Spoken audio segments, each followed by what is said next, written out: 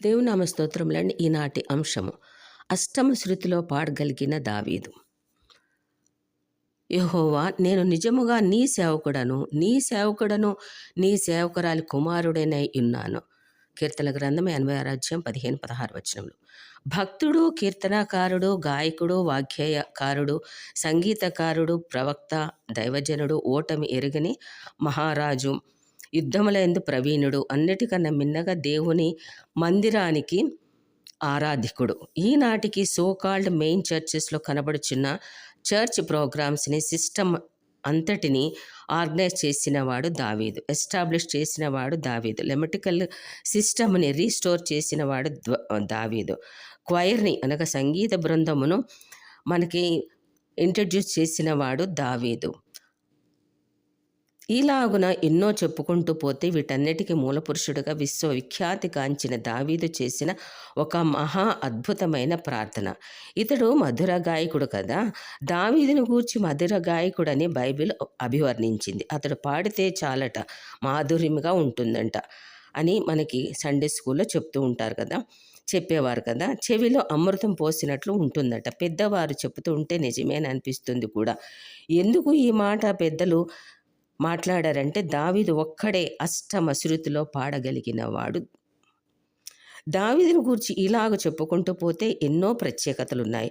ఇంతటి మధుర గాయకుడు, ఇంతటి సంగీతకారుడు, ఆరాధనని సిస్టమ్ని ఏర్పాటు చేసినవాడు, మందిరముల మీద మిక్కుటమైన ప్రేమ కలిగినవాడు, 40 సంవత్సరముల పాటు భీకర యుద్ధములు చేసి రక్తమును చిందించి ప్రాణాలకు తెగించి సంపాదించిన టన్నుల కొద్ది బంగారమును దేవాలయమునకు సమర్పించినవాడు దావీదు. భార్య బిడ్డలకు కూడా ఒరే ఇదిగో ఆస్తి అని కానీ, ఇదిగో సామ్రాజ్యం అని కానీ ఎవ్వరికి కూడా పంచకుండా దేవాలయమునకి ఇచ్చిన విశాల హృదయం కలిగిన వాడు దావీదు కదా. ఇంతటి మహాభక్తుడు ఒక దశలో ప్రార్థన చేస్తే ప్రత్యుత్తరము రాలేదు, అనగా జవాబు రాలేదు తండ్రి అని యెహోవా దగ్గర నుంచి. దావీదు మీద దేవునికి బాధ, ఆయాసం కలిగిందంట. జవాబు ఇవ్వడం లేదని దేవుడిని అడిగాడట. ప్రభువా, నీ గాయకుడిని ప్రభువా, మంచి న్యాయకర్తను, న్యాయపాలన చేస్తున్న వాడను, విద్వాంసకుడను, మ్యూజిషియన్ని కూడా కదా ప్రభువా, రాజని ప్రభువా, ప్రవక్తన ప్రభువా అని ఏ విధముగా బ్రతిమలాడుకున్నా ప్రార్థన చేరడం లేదు దేవుని పాద సన్నిధికి. ఈ దశలో ప్రభువా, నీ సేవకురాలి కుమారుడని అయ్యా కనికరించు అని దీనంగా ఏడుస్తూ ప్రార్థన దావీదు చేస్తూ అమ్మ పేరుని పదే చెప్పుకుంటూ బ్రతిమలాడుకుంటూ ప్రార్థిస్తే, కనికరపూర్ణుడైన తండ్రి అయిన దేవుడు, మీ అమ్మగారిని బట్టి నిన్ను వదిలేస్తున్నాను, నీ ఏడుపు ప్రార్థనను బట్టి కాదన్నాడు దేవుడు. ఇంతటి గొప్ప స్థాయి దేవుని సన్నిధిలో దావీదు తల్లికి ఉందట. కారణం, దావీదు తల్లి నిత్యము దేవుని పాదాలను కన్నీటితో కడగడమే.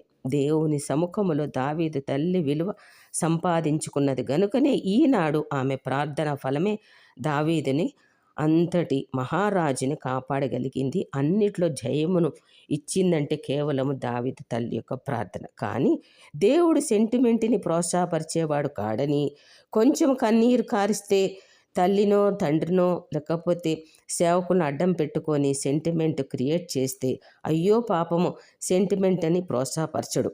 అది దేవుని యొక్క లక్షణం కాదు. అలాగునని ఏమీ ఉండదని, పరలోకం అనేది దైవిక విలువలతో ఉంటుందని కేవలం తల్లి ప్రార్థన అంగీకరించాడని దేవుని ప్రియ శిష్యురాలిగా కనిపిస్తుంది కదా.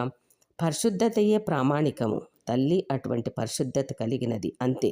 మరి దేవుడు ఇక్కడ అయ్యా నీ సేవకురాలు కుమారుడునయ్యా అనేసరికి సరేలే అని ఆ పేరును బట్టి నిన్ను వదిలేస్తున్నాను, ఈసారి నుండి జాగ్రత్తగా ఉండు అని హెచ్చరించాడు దేవుడు. ఆమేన్.